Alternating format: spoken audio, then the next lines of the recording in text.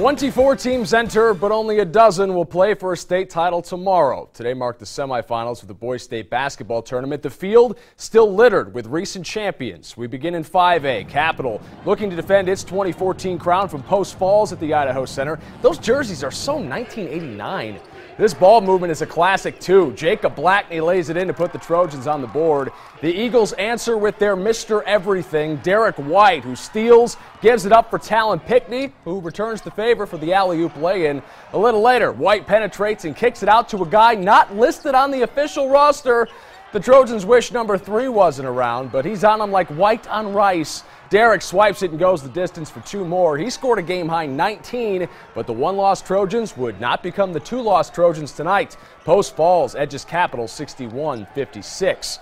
In the other 5A semi, Bora took on Highland and former Boise State, now Washington commit Kyler Manu. The Lions were down double digits in the third, but DeAndre Jones chips away with a lay-in. The Rams give him the horns. Connor Harding, no relation to Tanya, gets to the cup with ease. Stampede legend Roberto Bergenson's son Rylan was the lone bright spot for the Lions. He scored half of the team's field goals and scored 19 points, but that wasn't nearly enough. Good night, Lions. Harding puts on his jammies and Highland hammers Bora 66-39.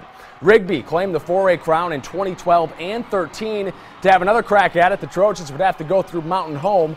Okay, no problem, says Tyrell Phillips. The bucket and a trip to the stripe for a 3-point play. Next Rigby touch, like the clash, Landon Collin. Hayden Landon goes off glass. The beatings will continue until morale improves. Phillips scores again, and the Trojans are running away with it, 7-zip early.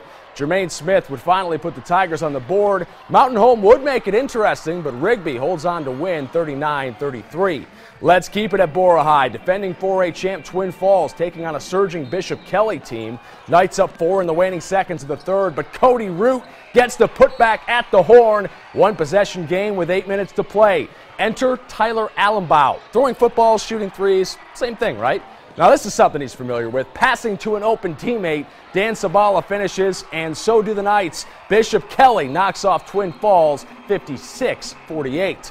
3A, yes way. Buell trying to go back-to-back facing Weiser in the semis at Meridian High School. Indians attacking early. Michael Lively. One man gathers what another man spills. Buell down 1 early on. The Wolverines fight to extend their lead. Tom Lopez doesn't care what Neil Young thinks. He prefers to fade away. But the Indians would prove to be too much. Lively gets 3 points the hard way, and Buell wins 47-43. They'll play South Fremont tomorrow in the finals.